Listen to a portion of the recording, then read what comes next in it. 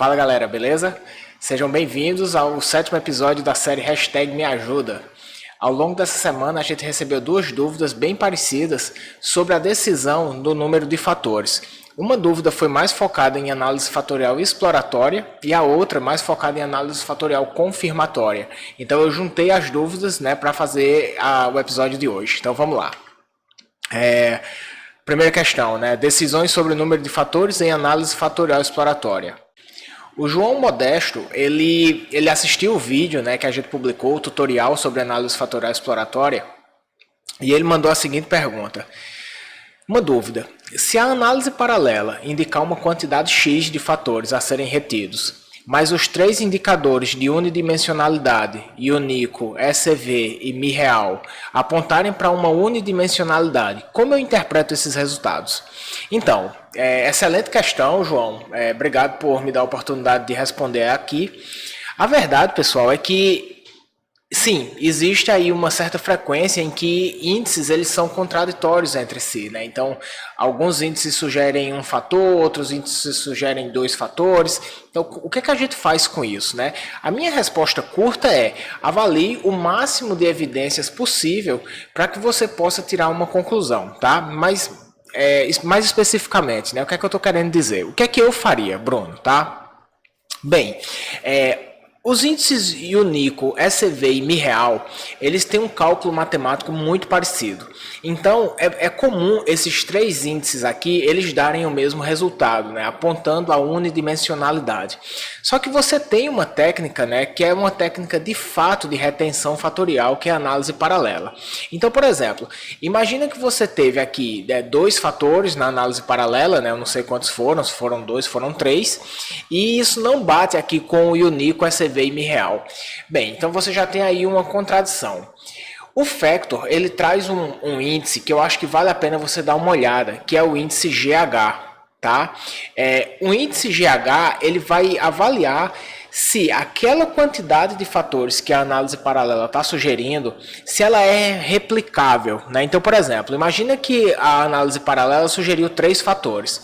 Dá uma olhada nesse índice GH para ver se esses fatores eles são fortes, para ver se esses fatores eles são replicáveis.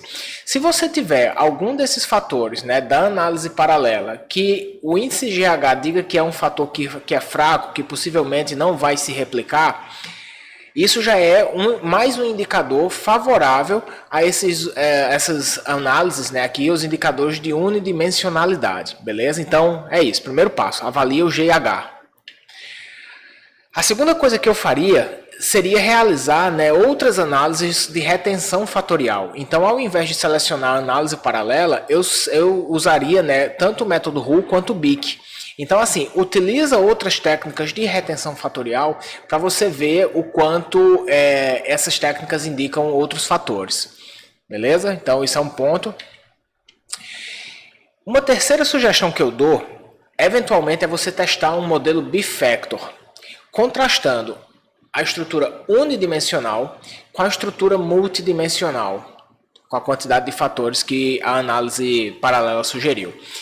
Qual é a ideia do bifactor? Eu postei um vídeo recentemente aqui explicando o bifactor, mas a ideia é, ao você colocar a sua estrutura unidimensional e a estrutura multidimensional aqui competindo na explicação dos mesmos itens, você vai ver, olhando as cargas fatoriais, de qual dessas estruturas puxa mais a variância explicada dos itens, você vai ter uma noção clara de qual é a estrutura que melhor explica os itens, se é a estrutura unidimensional ou se é a estrutura multidimensional. Então, se a estrutura unidimensional for mais forte, as cargas fatoriais dessa estrutura vão ser maior, explicando os itens. Agora, se a estrutura multidimensional for de fato mais forte, os fatores específicos aqui eles forem mais fortes do que o fator geral, esses fatores específicos eles vão explicar mais os itens, beleza?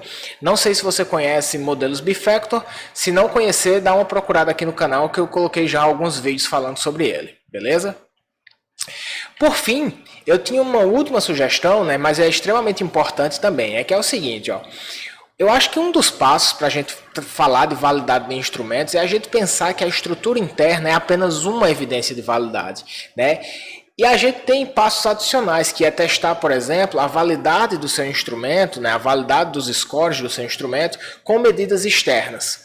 Então, assim, ó, eventualmente você pode ter a estrutura unidimensional e você computa também a estrutura multidimensional. E aí o que é que você faz? Vai colocar elas à prova, tu entende? Pega outras medidas correlatas, faz uma validade convergente, faz uma validade concorrente, e aí você vai ver, né, qual é dessas estruturas aí que tem um melhor poder explicativo, né? Porque quando a gente coloca o nosso instrumento à prova com outras medidas, isso ajuda a gente a saber, por exemplo, se você ter vários fatores, se isso traz poder incremental, digamos assim, né? Traz valor incremental ao seu instrumento. Porque pode ser que você tenha um fator, dois, ou, na verdade, assim, imagina que você tem um modelo multidimensional. Pode ser que você tenha um fator desses vários que você tem, que seja um fator fraco, que ele não se correlacione com nada, tu entende? Ou que as correlações de validade convergente sejam muito fracas, de validade concorrente também não se sustente. Então, coloca o teu instrumento à prova com essas diferentes estruturas fatoriais que você tem, coloque ele à prova com outras medidas. Isso vai ajudar você também a decidir sobre o número de fatores que você deve ter no instrumento, beleza? Então, eu faria essa avaliação aqui, né? E é óbvio também, né, que mesmo que se você fizer tudo isso e você tiver aí uma contradição nos resultados, você não souber exatamente o que fazer em relação à sua estrutura fatorial, então possivelmente você tem aí um problema de instrumento, né? O instrumento ele pode ser um instrumento de fato ruim, né? E é óbvio, né, também, nunca esqueça da teoria, tá? Se você tem duas estruturas que são, entre aspas, plausíveis, né? Tanto a estrutura de um fator quanto a estrutura de multidimensional, se as duas forem plausíveis, vê o que é que se encaixa melhor com a tua teoria, beleza? Porque a teoria pode sugerir que uma coisa seja mais forte que a outra, né? Que a especificação com vários fatores é muito melhor do que tentar ter aí uma dimensão única, né? Um fator único. Então não esquece da teoria para você avaliar esses indicadores aqui, beleza? E só para finalizar, né, a única coisa que eu, Bruno, não faria seria olhar meramente os índices de ajuste da estrutura unifatorial com os índices de ajuste da estrutura de múltiplos fatores, né? Porque, como eu postei aqui esses dias no canal, geralmente a estrutura de múltiplos fatores vai ter índices de ajuste melhores, né? Porque quanto mais fatores você coloca para explicar os itens, menor tende a ser o resíduo, né? Então eu postei um vídeo recentemente sobre isso, beleza? Então é isso, dá uma olhada em tudo isso aqui e avalia junto com a teoria, e eu acho que depois que você olhar todas essas possibilidades aqui, a tua decisão vai ficar mais clara. A segunda questão, então, né, é sobre a decisão do número de fatores em análise fatorial confirmatória. Foi enviada pelo Murilo, e o Murilo pergunta o seguinte: existe algum índice que considere o número de fatores quando testamos 3 modelos? Tem uma escala que tem um fator teórico e outro modelo com uma explicação com 3 fatores, teoricamente embasada. Há algo que corrija, nesse caso, para comparar os modelos e dizer qual é o mais adequado? Então, Murilo, na verdade, assim, ó, comparação de modelos é uma temática bem conhecida, né, dentro da análise fatorial confirmatória, e você pode, né, aí se basear em alguns processos, né, já bem definidos. O primeiro deles é você comparar modelos, né, utilizando o teste de diferença do Q quadrado. Então, o teste de diferença do Q quadrado, né, se o seu modelo ele for aninhado, eu vou explicar daqui a pouco o que é isso, ele basicamente vai olhar o valor do Q quadrado de um fator, do modelo de um fator, e vai olhar o valor do Q quadrado, né, junto com os graus de liberdade, do modelo multifatorial. E aí ele faz uma diferença desses valores de Q quadrado, ele vai fazer uma diferença também dos graus de liberdade, e ele vai ver, né, se essa diferença dos valores do Q quadrado dividido, né, pelos graus de liberdade, compensado pelos graus de liberdade, é uma diferença estatisticamente significativa. Então, alguns softwares fazem isso de forma meio simples. O MPlus faz isso, o Lavan faz isso. Não sei exatamente qual o software que você está utilizando, mas o teste de diferença do Q quadrado pode ser uma, tá? Quando você tem modelos não alinhados, você não pode fazer o teste de diferença do Q quadrado. E aí você pode se basear em outros indicadores, né? Outros índices de ajuste que foram desenvolvidos especificamente para comparar modelos, que é o IKE e o BIC, né? E a ideia desses dois indicadores é, quanto menor o valor, melhor é o modelo, beleza? Então, deixa eu só explicar um pouquinho o que é modelo aninhado e não aninhado, tá?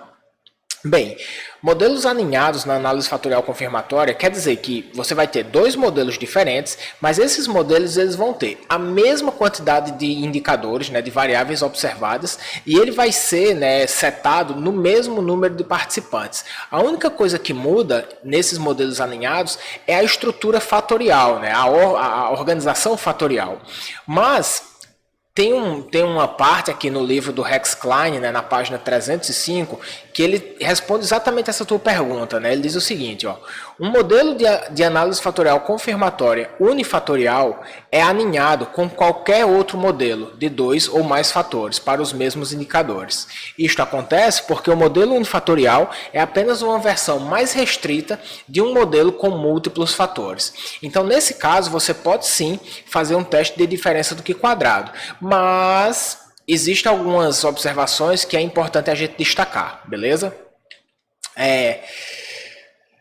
Veja só, se você tiver uma dessas estruturas tiver valor de Q quadrado não significativo, ou seja, P maior do que 0,05, e a outra tiver valor significativo, ou seja, P menor que 0,05, a estrutura com o Q quadrado não significativo é melhor. Por quê? Porque quando a gente realiza o teste do Q quadrado, né, na análise fatorial confirmatória, a gente espera que o valor do Q quadrado seja não significativo, beleza? Então, se você tem uma estrutura não significativa e você compara com outra significativa, já de cara você pode ficar com a estrutura que é não significativa. Mas outra coisa pode ocorrer, né?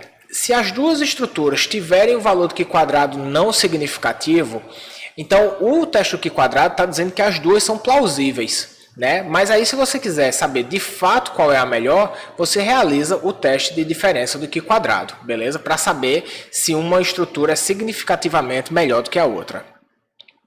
Agora, isso agora é o que mais acontece, né? Você tem duas estruturas que o valor do Q quadrado delas é significativo. Ou seja, o teste do Q quadrado está dizendo que nenhum dos dois modelos presta. E aí, pessoal, quando você tem o teste do Q quadrado, né, dizendo que a estrutura é significativa, a rigor, o teste está dizendo que, olha, a estrutura não funciona, só que o que é que a gente faz? Muitas vezes a gente ignora o teste do Q quadrado e a gente vai se basear em índices de ajuste, né? Porque existe um debate na literatura dizendo que o teste do Q quadrado ele é um pouco enviesado, que ele não é tão confiável assim, tal. Então, se você vai ignorar esse resultado, né? Ou seja, se você vai pegar o resultado do Q quadrado, que diz que o modelo é significativo, né? Que o valor do Q quadrado é significativo, logo o modelo não funciona. Você não deve, na minha opinião, fazer o teste de diferença do Q quadrado para comparar modelos. Porque é como se você estivesse dizendo assim, olha, o Q quadrado está rejeitando meus dois modelos, mas eu vou aproveitar ele aqui para fazer um outro procedimento. Então, ao meu ver, é um procedimento que ele não é justo, entende? Porque você ignora a informação do Q quadrado no primeiro momento, que está dizendo que nenhum dos seus modelos presta, para depois dizer assim, então eu vou ver qual é o menos ruim, digamos assim. Então, assim, ó, se você tiver os dois modelos com Q quadrado significativo, eu sugeriria que você não fizesse o teste do Q quadrado e você se baseasse nos valores de IKE e BIC. Beleza? Porque o IKE e o BIC, eles são desenvolvidos, né, para testar modelos não aninhados, né? E aí o que é que acontece? Quando você testa modelos não aninhados, você vai ter diferentes indicadores, ou seja, diferentes itens para diferentes modelos. Então, por exemplo, imagina que você tem uma estrutura unifatorial de 10 itens. E imagina que a sua estrutura de 2 ou 3 fatores só são de 8 itens, por exemplo. Imagina que 2 itens saíram fora. Nesse caso, você tem um modelo não aninhado, mas você pode utilizar o IKE e o BIC para avaliar isso. E eu sugiro que você também utilize o IKE e o BIC, mesmo se você tiver um modelo aninhado, mas com valores de Q quadrado significativo. E aí o IQBIC, ele vai trazer uma informação mais ou menos parecida com essa, ó. IQBIC, por exemplo, unifatorial, 23.742,12. E aí o IQBIC multifatorial, 18.732,12. Quanto menor for o valor de IQBIC, mais parcimonioso, mais adequado é o modelo. Então você escolhe o modelo, o que tiver menor valor de IQBIC. Só tem um detalhe importante. Esse indicador ele não sai quando você utiliza métodos de estimação para dados categóricos ordinais. Então, por exemplo, se você utiliza um WLSMV, você não vai obter o IQBIC. Você consegue obter o IQBIC trabalhando com métodos de estimação baseado na máxima verossimilhança, né, o máximo likelihood. Então, em último caso, faça a sua análise fatorial confirmatória utilizando o máximo likelihood robusto, né, que vai corrigir para a distribuição de normalidade. Então, você pode utilizar o máximo likelihood mesmo se não tiver os dados normalmente distribuídos, utilizando a opção robusta.